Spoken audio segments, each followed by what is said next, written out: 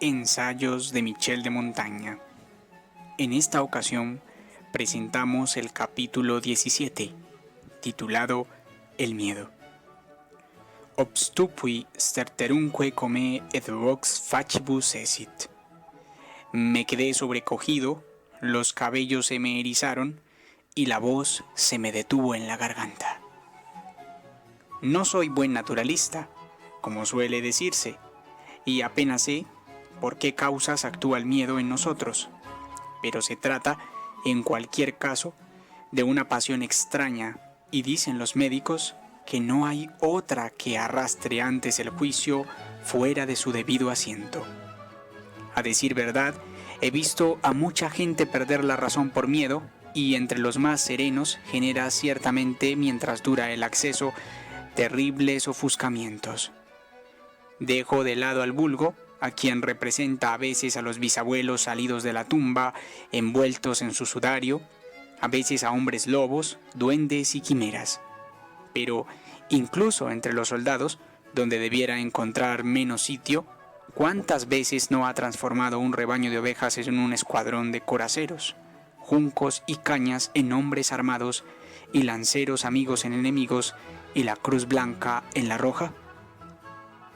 Cuando el señor Borbón conquistó Roma, un alférez, que estaba en la guardia del vulgo de San Pedro, fue presa de tal terror, a la primera alarma, que se abalanzó fuera de la ciudad por el orificio que había producido un derrumbamiento con la bandera empuñada, derecho hacia los enemigos.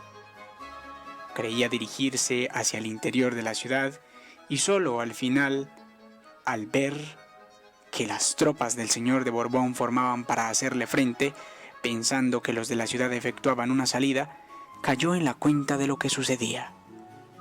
Entonces retrocedió y volvió a entrar por ese mismo orificio por el cual había salido más de 300 pasos a través de la campiña.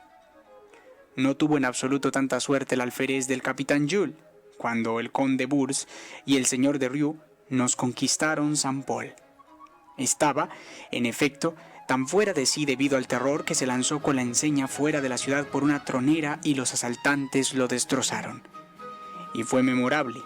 En el mismo asedio, el miedo que oprimió, apresó y heló el ánimo de un gentil hombre con tanta fuerza que cayó muerto en redondo al suelo en la brecha, sin herida alguna. A veces, una rabia semejante impele a toda una multitud. En uno de los enfrentamientos de Germánico contra los alemanes, dos grandes ejércitos tomaron dos rutas opuestas a causa del terror. Uno huía de donde el otro partía.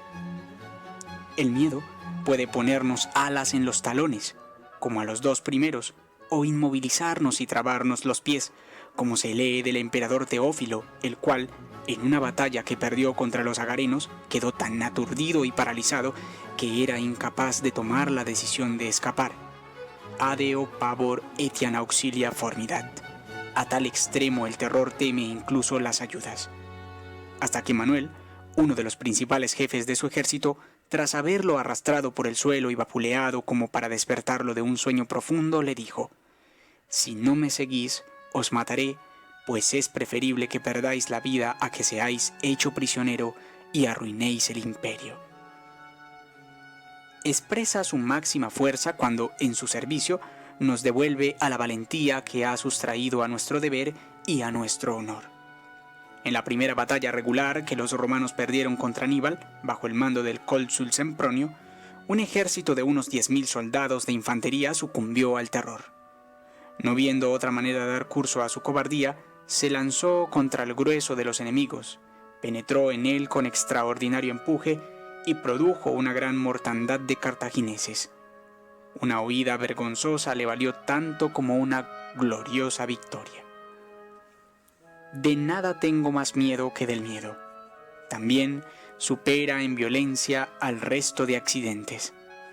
¿Qué emoción puede ser más violenta y más justa que la de los amigos de Pompeyo que, desde su navío, contemplaban la horrible masacre?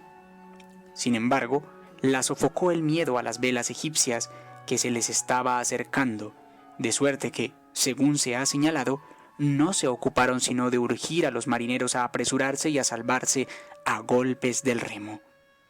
Hasta que, llegados a Tiro, libres de temor, pudieron volver sus pensamientos a la pérdida que acababan de sufrir y dar rienda suelta a los lamentos y las lágrimas que aquella pasión más fuerte había dejado en suspenso.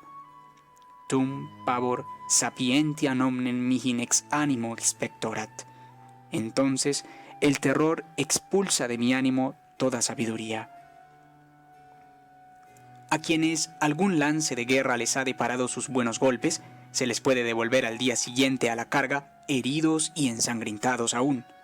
Pero de aquellos que han padecido un poco de miedo verdadero a los enemigos, no lograría siquiera que los miren de frente. Quienes sufren el temor apremiante de perder sus bienes, de ser enviados al exilio, de caer subyugados, viven en continua angustia, dejan de beber, de comer y de descansar. Mientras tanto, los pobres, los desterrados, los siervos, viven con frecuencia tan alegremente como los demás, y las muchas personas que incapaces de resistir las punzadas del miedo se han colgado, ahogado y arrojado al vacío, nos han advertido de que éste es incluso más importuno e insoportable que la muerte. Los griegos reconocen otra especie de miedo que está más allá del terror de nuestra razón. Se origina, según dicen, sin causa aparente y por impulso celeste. Pueblos enteros son a menudo golpeados por él y ejércitos enteros. De este tipo fue el que arrastró Cartago a una extraordinaria desolación. Solo se oían gritos y voces empavorecidas.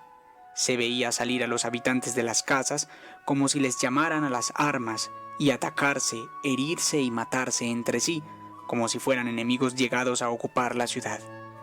No había sino desorden y furor hasta que, mediante oraciones y sacrificios, apaciguaron la ira de los dioses. Llaman a esto terrores pánicos. Hemos presentado el libro primero, capítulo 17, El miedo. Michel de Montaigne.